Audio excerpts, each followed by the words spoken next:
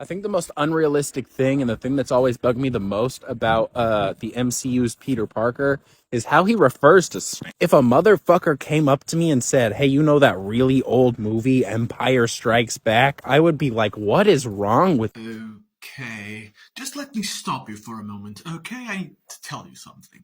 Civil War came out in 2016, right? In 2016 I was 15 years old, which is closer to Peter Parker's age, I assume. It was 14, right, in Civil War?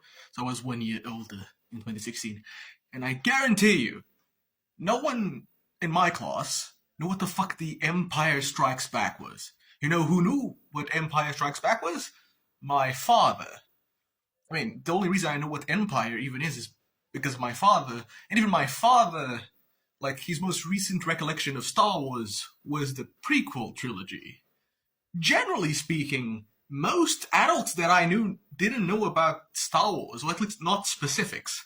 Like, they knew about the brand Star Wars, you know, the iconography, they knew the lightsabers, you know, the name Skywalker, they knew that there was a villain named Darth Vader. But they didn't know specific plot points. Think about it this way. Peter Parker is a geek, a nerd in Civil War, that's how he's introduced. And he's in a team of all these guys. He doesn't know much about them. He doesn't know if they're a fan of films, they're a fan of whatever. They don't know their likes or dislikes. So he's just like, okay, I have a thing. I have an idea.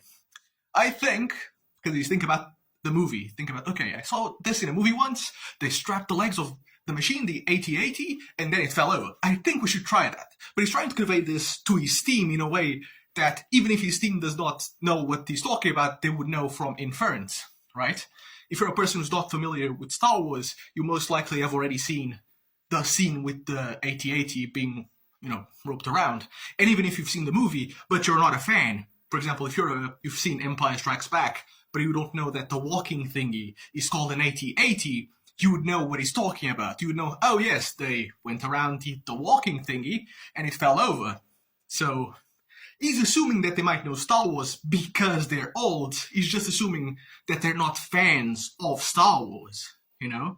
They might not be Star Wars fans, because not everyone is. Most adults I know are not Star Wars fans. They know what Star Wars is, but they're not fans of the material.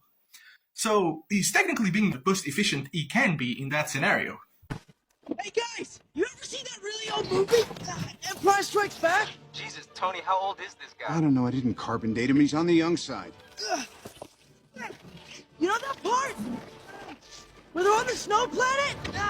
With the walking thingies? Because if you just said, hey, we should rope around this guy's legs, you're revealing your strategy to the enemy. And that's a bad plan, you know? That's a very bad plan in a fighting situation. So you need to be more, you know, give a hint what you're trying to do without actually revealing it out loud where everyone can just hear you. I think it's perfectly fine for him to talk like that. It makes perfect sense. So I don't know what you're talking about, man.